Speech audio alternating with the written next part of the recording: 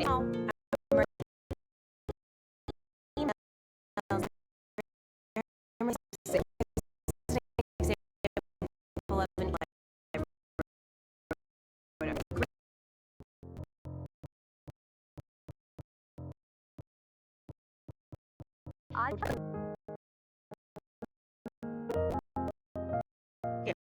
जो हमारा जो न्यूक्लियस है वो इनिशियल रेस्ट पे रखा हुआ है, हमें क्वेश्चन में गिवन है।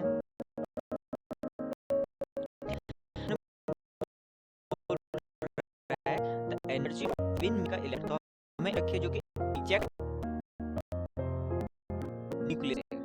अच्छा, अब क्वेश्चन में हमसे पूछ रहा है कि recoil energy of the nucleus बता इन किलो इलेक्ट्रॉन वोल्ट। हमें 1 eMe की वैल्यू दे रखी है। तो देखो हमारे पास क्वेश्चन क्या है, देखो ये हमारा क्या है, ये हमारा न्यूक्लियस है जो कि रेस्ट पे रखा हुआ है, ठीक है। तो इसका इनिशियल मोमेंटम क्या है, इसका इनिशियल मोमेंटम क्या है, 0 है, ठीक है। फाइनली हो क्या रहा है, ये एक फोटोन, एक गामा फोटोन को इजेक्ट कर रहा है, तो इसका कुछ मोमेंटम इस डायरेक्शन में होगा जिसको मैं नाम दे रहा हूँ पी, मतलब मोमेंटम ऑफ फोटोन, ठीक है। और हमारा जो न्यूक्लियस होगा उसका कुछ मोमेंटम होगा जिसको मैं नाम दे रहा हूँ पी एन, ठीक है। तो हम क्या काम करेंगे, इस डायरेक्शन में होगा, तो बेसिकली होगा क्या, यहाँ पे कोई भी एक्सटर्नल फोर्स एक्ट नहीं कर रहा है, तो मैं इस क्या काम कर सकता हूँ, मोमेंटम को कंजर्व करा सकता हूँ, ठीक है। अब देखो एनर्जी क्या होता है, काइनेटिक एनर्जी आपका होता है हाफ एम वी स्क्वायर, ठीक है। मैं इसको कैसे लिख सकता हूँ, मैं इसको लिख सकता हूँ m square v square by 2m, ठीक है। मैं ये लिख सकता हूँ इसको, ठीक है। तो यहाँ से क्या हो सकता है आपका, यहाँ से m इंटू वी क्या होता है, m इंटू वी आपका मोमेंटम होता है, तो एम वी को मैं p लिख सकता हूँ, तो यहाँ से जाएगा p square by 2m which is equal to energy of the particle, kinetic energy of the particle, ठीक है। तो यहाँ से मोमेंटम की वैल्यू आपकी आ जाएगी अंडर रूट ऑफ 2me, ठीक है। ये हमारा हो जाएगा किसी पार्टिकल के लिए मोमेंटम और एनर्जी का रिलेशनशिप हो जाएगा, ठीक है। अब देखो फोटोन क्या है, फोटोन एक मासलेस पार्टिकल है जिसका मोमेंटम हमारा होता है, इसका मोमेंटम आपका होता है E, मतलब energy of the photon, gamma photon, उसका स्क्वायर करोगे, ठीक है। मतलब p square is equal to क्या हो जाएगा, वो आपका हो जाएगा e square by c square हो जाएगा, ठीक है। e square by c square हो जाएगा ये, तो हमें फोटोन आ गया, इसका मोमेंटम पता चल गया, ठीक है। e square by c square हो जाएगा,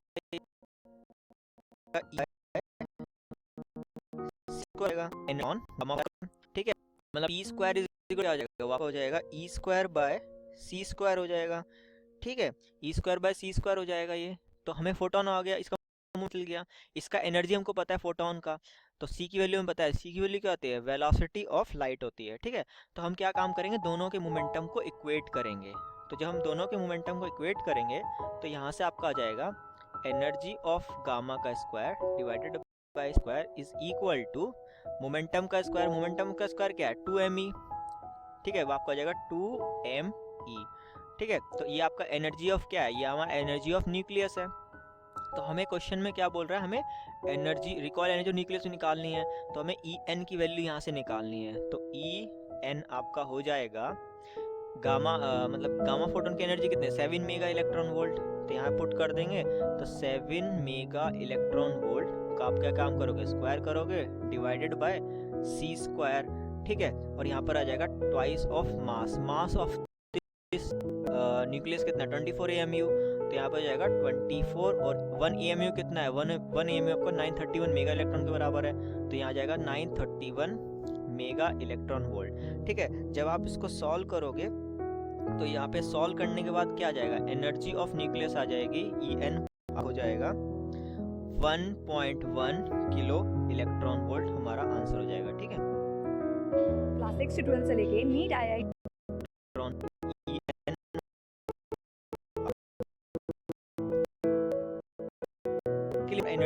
क्या है, फोटोन एक मासलेस पार्टिकल है जिसका मोमेंटम हमारा होता है, इसका मोमेंटम आपका होता है E, मतलब energy of the photon, photon उसका स्क्वायर करोगे, ठीक है। मतलब p square is equal to क्या हो जाएगा, वो आपका हो जाएगा e square by c square हो जाएगा, ठीक है।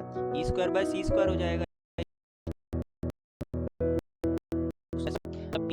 इक्वल टू क्या हो जाएगा, वो आपका हो जाएगा E square by c square हो जाएगा, ठीक है, E square by c square हो जाएगा ये, तो हमें फोटोन आ गया।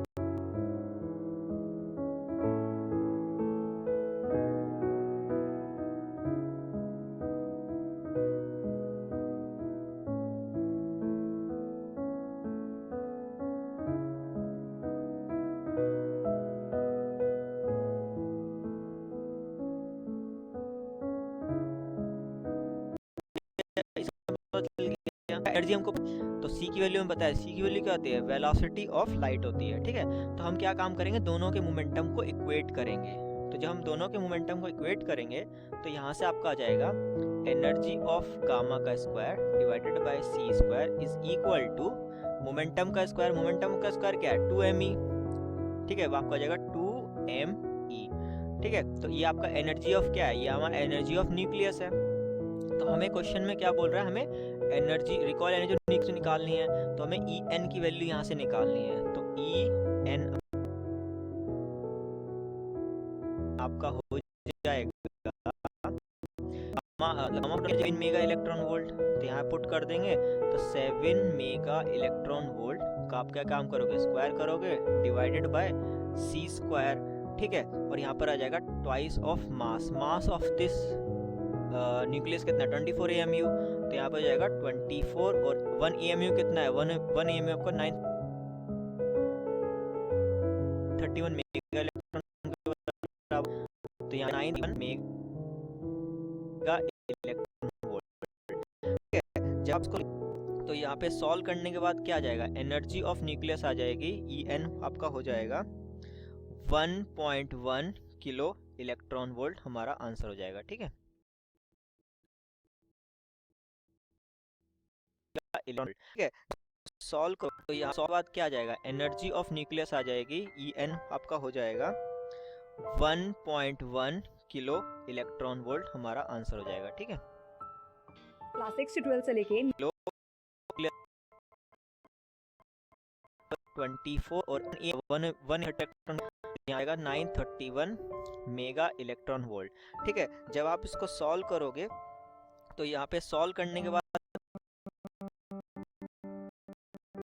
1 AMU कितना है, 1 AMU आपको 931 मेगा इलेक्ट्रॉन के बराबर मास।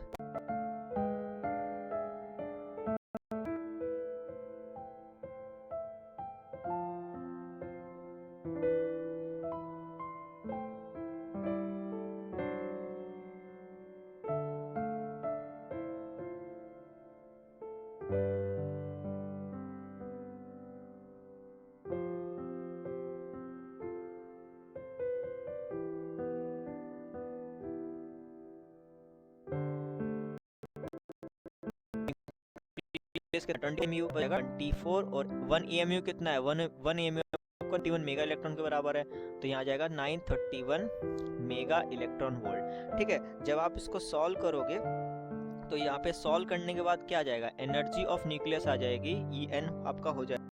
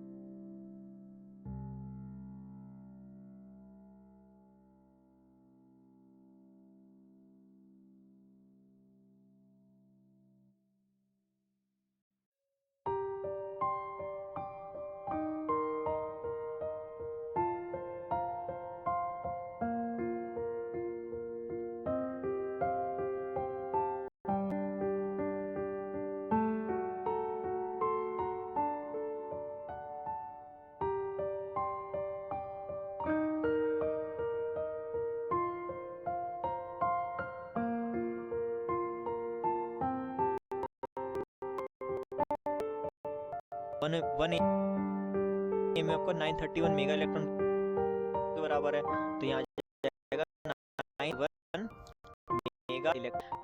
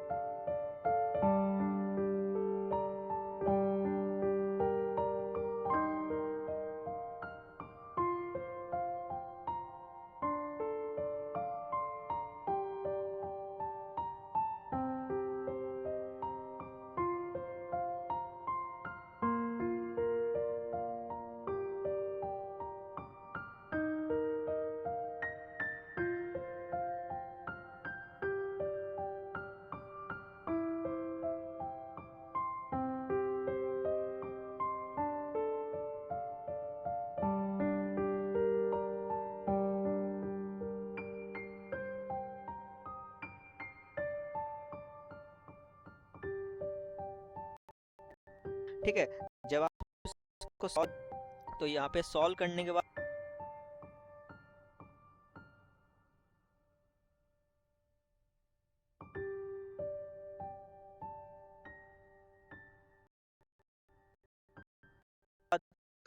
क्या आ जाएगा, एनर्जी ऑफ न्यूक्लियस आ जाएगी।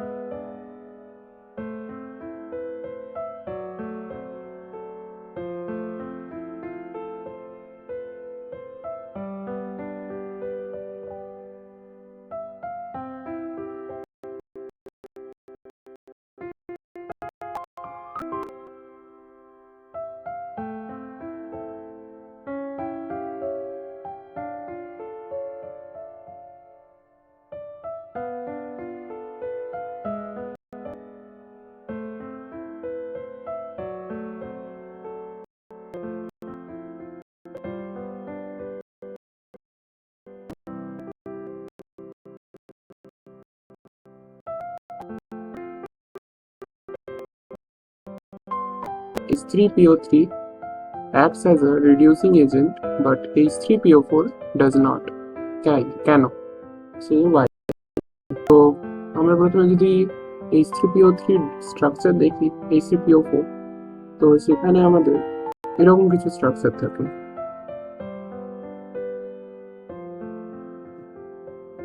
OH, OH, OH, আর যদি এটা হচ্ছে আমাদের H3PO4। এবার যদি আমরা H3PO3 স্ট্রাকচারটা দেখি, তাহলে দেখতে পাবো P, এখানে double bond O,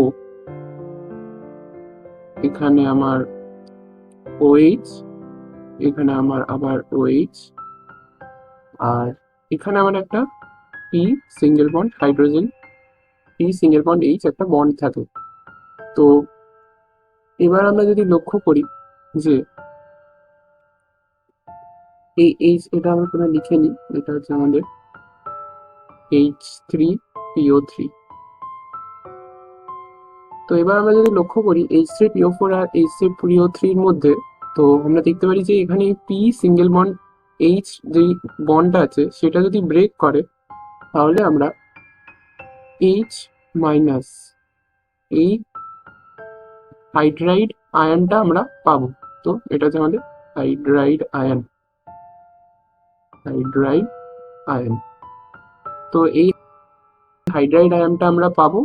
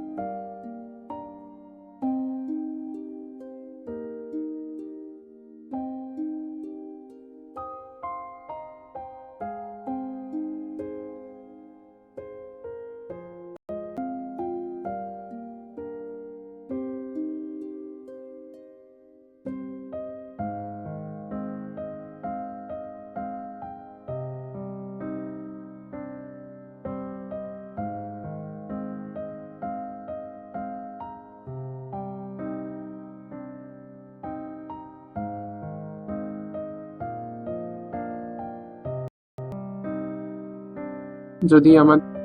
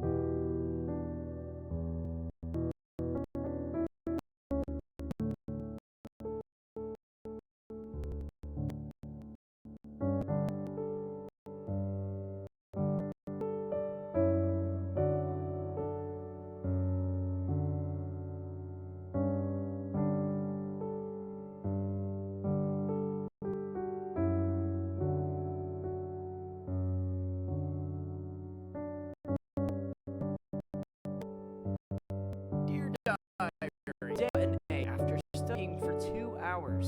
Seems like everyone आज ही डाउनलोड करें तो खींचो उसे form is R unstable at room temperature. So ये मेरे पास एक मल्टीपल चॉइस क्वेश्चन है. So देखिए कि जो मेरे कंपाउंड होते हैं के अंदर 4 डीलाइज्ड होते हैं क्लोज्ड लूप, वो मेरे कंपाउंड्स कहलाते हैं एंटी एरोमेटिक. ठीक है. एंड जो एंटी एरोमेटिक कंपाउंड्स हैं वो होते हैं क्या, वो अनस्टेबल. ठीक है. 4 and 5 इलेक्ट्रॉन एंड मेरा आ सकता है 1 2 3.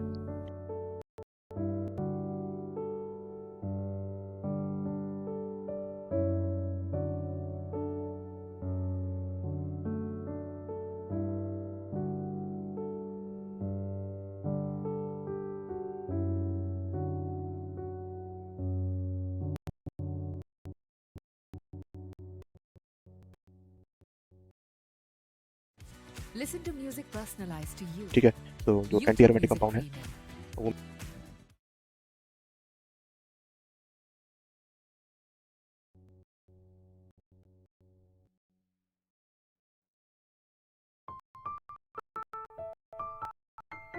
मेरे हैं और तो हमें करना है एंटी एरोमेटिक. ठीक है. एंड एक और बात, अगर मेरा 4n प्लस 2 पाई इलेक्ट्रॉन्स है डीलोकलाइज्ड, तो वो मेरे होते हैं एरोमेटिक एंड वो होते हैं काफ़ी ज़्यादा स्टेबल. ठीक है. इन अ क्लोज लूप. तो इस केस में एरोमेटिक है एंड ये तो बहुत ज़्यादा स्टेबल होते हैं एट रूम टेम्परेचर. ठीक है. एंड एक और तरह के कंपाउंड होते हैं जो होते हैं मेरे 4n पाई इलेक्ट्रॉन्स होते हैं but they are not delocalised. ठीक है. तो ये मेरे कहलाते हैं नॉन एरोमेटिक. ठीक है. So this is my non aromatic and जिनकी स्टेबिलिटी है वो होती है मेरे एरोमेटिक एंड एंटी एरोमेटिक के बीच में. ठीक है. तो अभी करके बात करते हैं. तो जो मेरा ए कंपाउंड है, तो देखिए जो मेरा ए कंपाउंड इसके अंदर 4n पाई इलेक्ट्रॉन है क्या. तो देखिए 4n पाई में अगर n में 1 डालता हूँ तो उसका मतलब 4 पाई इलेक्ट्रॉन चाहिए. इसके अंदर ये पाई इलेक्ट्रॉन ये 2 पाई इलेक्ट्रॉन, तो हाँ इसके अंदर 4 पाई इलेक्ट्रॉन्स हैं एंड इसके अंदर डीलोकलाइजेशन नहीं है. So this one will be non aromatic. ठीक है. Non aromatic. तो ये मेरे अनस्टेबल तो नहीं होंगे. ठीक है. तो ये नहीं होगा आंसर. बी में देखिए तो बी मेरा क्लोज लूप के अंदर है एंड इसके अंदर 4 पाई इलेक्ट्रॉन है एंड ये मेरा डीलोकलाइज्ड इलेक्ट्रॉन्स है. तो this will be anti aromatic and unstable. ठीक है. तो this is my anti aromatic unstable. B is the correct answer. C में देखें इसके अंदर 4 पाई इलेक्ट्रॉन्स हैं.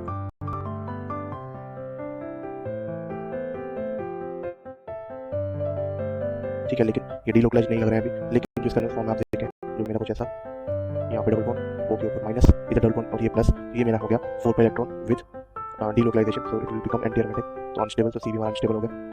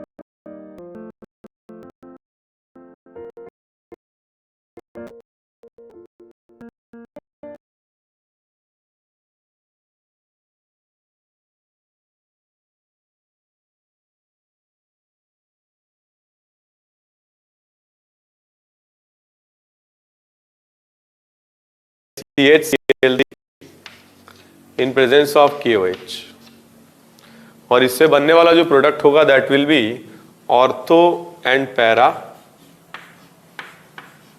Hydroxy benzaldehyde. तो ऑर्थो पर और पैरा पर, दोनों पर लग जाता है।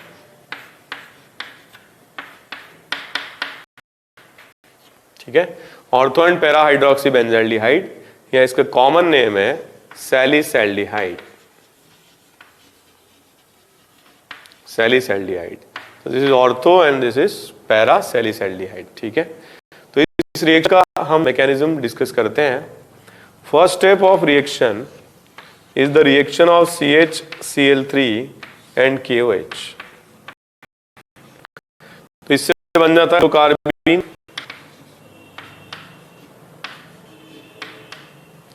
प्लस H2O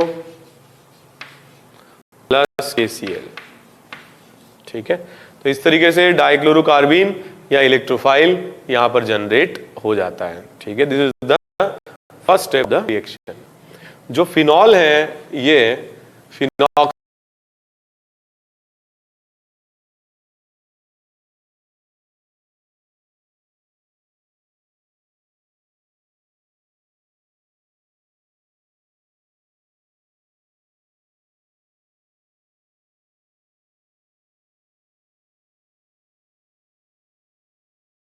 ऑक्साइड आयन के फॉर्म में इस एग्जिस्ट करते हैं।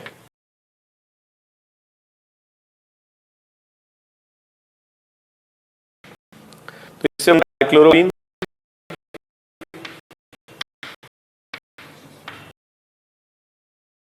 This is पैरासैलिसैल्डिहाइड। ठीक है, रिएक्शन का हम मैकेनिज्म करते हैं। Reaction is the reaction CL3 and KOH। तो इससे बन जाता है डाइक्लोरोकार्बीन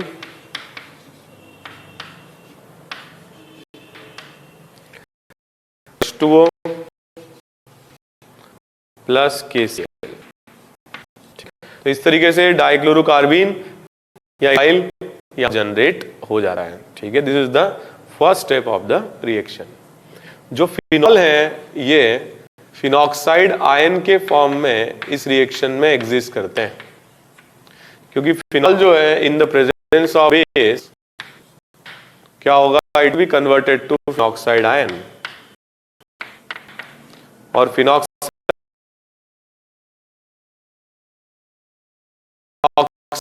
में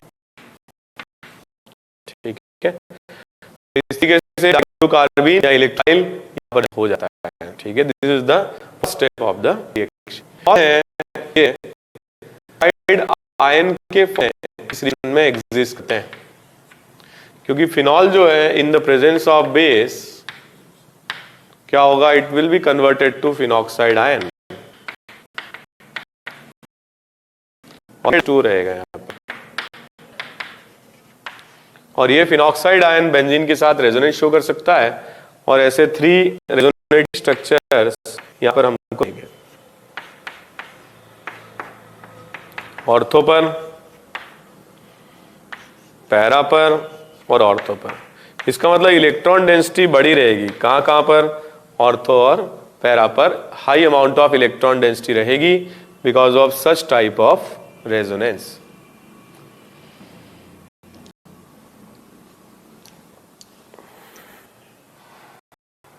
स्टेप ऑफ रिएक्शन में जो कार्बन बना है फिनॉक्साइड आयन से, तो यहां हम देखें फिनॉक्साइड आयन के रेजोनेटिंग स्ट्रक्चर में मैं ऑर्थो से बना रहा हूं, पैरा से आप लोग खुद बनाएंगे। तो ये कार्बन आयन है और इसकी रिएक्शन डाइक्लोरोकार्बीन के साथ जाती है।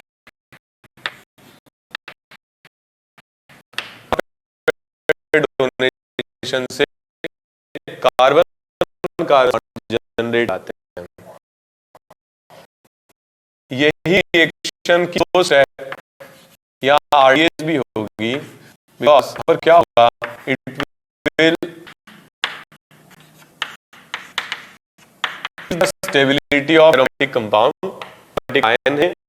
ये क्या है, टेम्परेरीली लॉस हो जा रहा है एरोमेटिक का, इसीलिए रिएक्ट है या आरडी है। इसके बाद वाली स्टेप में यहाँ से प्रोटॉन लूज हो जाएगा, प्रोटॉन लूज होकर यहाँ पर आ जाएगा आयन और H प्लस इसके साथ H प्लस यहाँ से निकल के ज्वाइन आएगा, जिसे दोबारा एरोमेटिसिटी रीगेन कर लेगा। इसका हम रेजोनेटिंग स्ट्रक्चर बनाए तो कुछ इस तरीके से बना सकते हैं।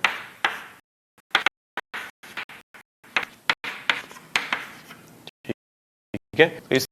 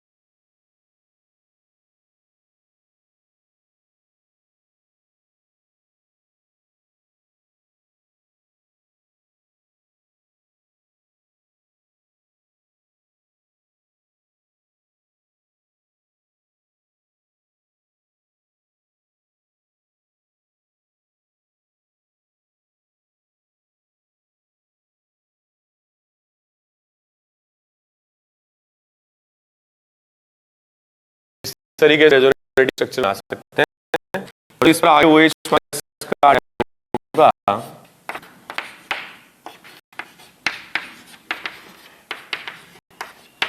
तो यहाँ पे Cl हट जाएगा और OH आ जाएगा।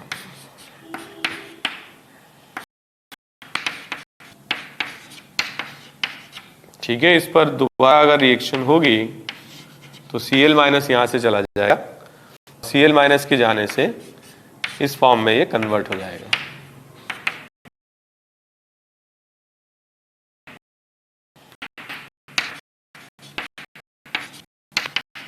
ठीक है, अगर रिएक्शन होगी तो Cl माइनस यहाँ चला जाएगा और Cl माइनस के जाने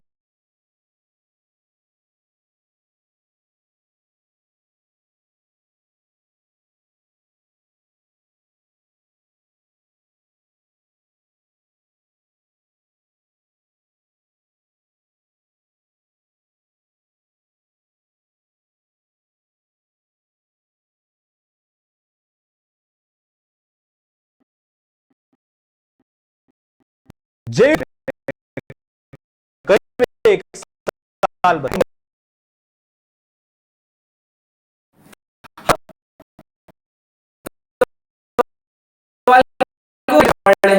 प्रॉपर्टीज ऑफ प्रॉपर्टीज ऑफ में दो बहुत ही इंपॉर्टेंट रिएक्शन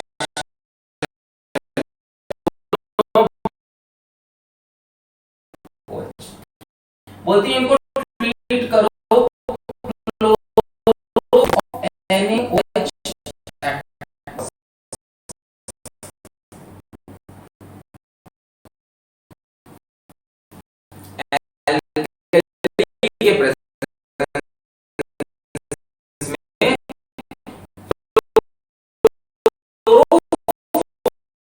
के ट्रीट करो फिनॉल तो कहते हैं कि ये बनेगा इससे। हम नहीं कहते हैं एनसीईआरटी है ठीक है कि यहाँ OHCl2 ग्रुप लग जाएगा, ये इंटरमीडिएट क्या है या जो एनसीईआरटी बोल रही है वही है। नेक्स्ट स्टेप में कहते हैं इसको ट्रीट कर दो किससे NaOH, तो फिर किससे ट्रीट कर दो NaOH से। बोलते हैं NaOH से ट्रीट करने ये दोनों Cl निकल जाएंगे, यहाँ पे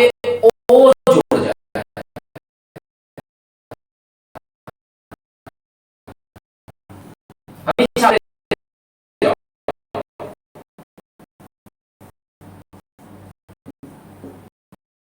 क्या बोलते हैं बना बना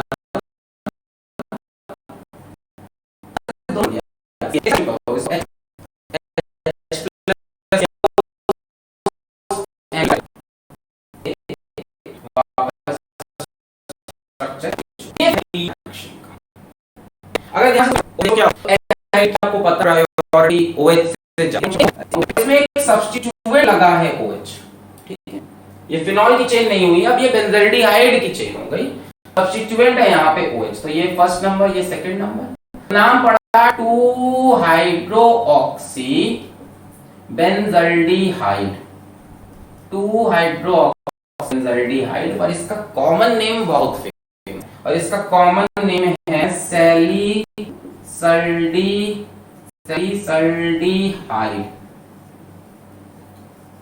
लिख लो स्पेलिंग, सैलिसल्डिहाइड, पता नहीं ये ए क्यों लगता है, सैलिसल्डिहाइड,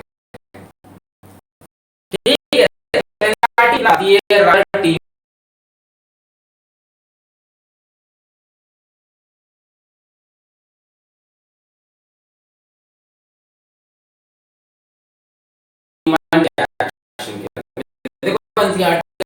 जरूरी, क्योंकि ऑफ NaOH यहाँ माइनस Na प्लस, यहाँ कुछ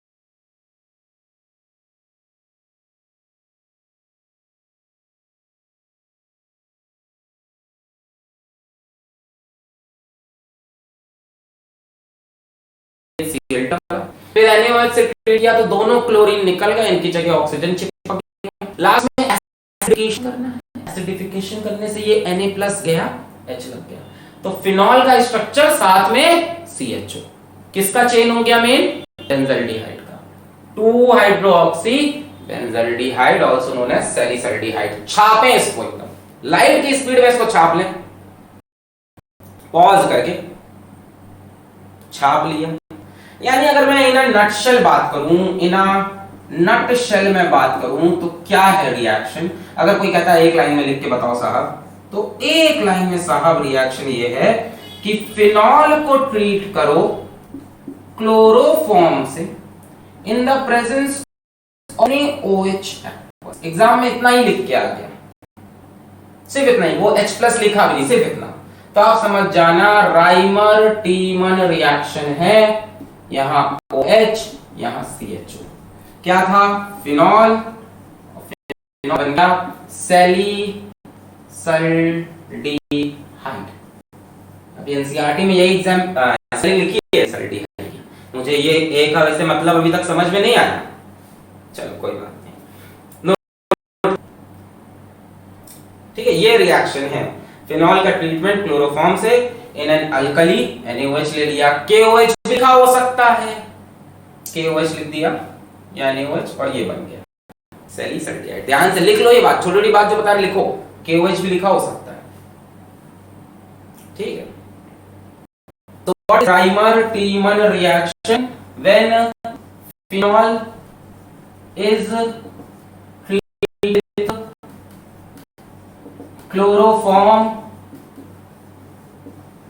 क्लोरोफॉर्म बोले तो CHCl3 इन प्रेजेंस ऑफ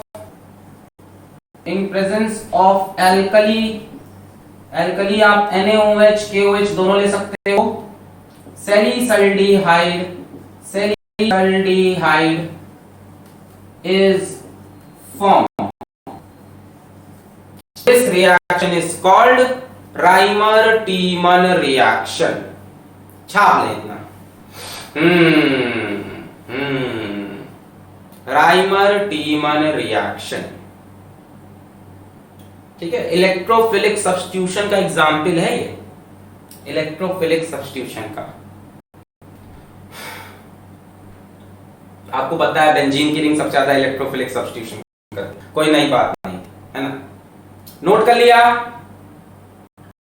छापा, ये मजा आया, समझ में आया। ये phenol, chloroform, NaOH, सैलिसल्डिहाइड, 2 hydroxy benzaldehyde, ortho hydroxy benzaldehyde. आइए इसके मैकेनिज्म को मचाते हैं। Let's Macau the mechanism. आइए अब इसका डिटेल मैकेनिज्म पढ़ना। मैकेनिज्म बेस्ड सवाल इसका आ रहा है जेई में, तो इसका मैकेनिज्म क्या है और देखते हैं। छोटी छोटी बातें ध्यान से देखना इसमें। सबसे पहले स्टेप में आप फिनॉल लो, ठीक है सर। ये आपने फिनॉल लिया, इसको ट्रीट कर दो NaOH से। सबसे पहले NaOH से। अब NaOH एल्कली है, फिनॉल के पास एसिडिक बिहेवियर है। NaOH से कौन बाहर निकल के आया? OH minus. OH माइनस को क्या चाहिए? H plus. इससे बोला चलोगे? बोला इलेक्ट्रॉन देकर आते हैं, तो इलेक्ट्रॉन देके निकल गया, ठीक है। यहां से OH माइनस आया और फिनॉल से एसिडिक H को खींच के ले गया। क्या बचा? ये बचा O माइनस। क्या बन गया? Phenoxide ion. क्या बन गया? Phenoxide ion. बहुत बढ़िया। इसी NaOH ने एक काम और किया। क्लोरोफॉर्म था ना CHCl3, जरा ध्यान से देखो, ऐसे बना सकते हैं ClClClH, ऐसे लिख सकते हैं क्लोरोफॉर्म को। अच्छा, क्लोरोफॉर्म का जो ये हाइड्रोजन है ये बहुत ही एसिडिक है। भाई क्लोरीन के पास कौन सा इफेक्ट होता है? माइनस आई। अच्छा, मैंने बताया जहां भी माइनस आई इफेक्ट आए एसिडिक कैरेक्टर बढ़ जाता है। माइनस आई माइनस एम से एसिडिक कैरेक्टर बढ़ जाता है। तो ये एसिडिक हाइड्रोजन है। अरे क्लोरीन ऐसे इलेक्ट्रॉन को खींच लेगा ना, स्टेबलाइज कर देगा। H प्लस निकलने के बाद जो स्पीशी बनेगी उसको माइनस आई इफेक्ट से। तो इसका रिएक्शन कराया हमने फिर NaOH से।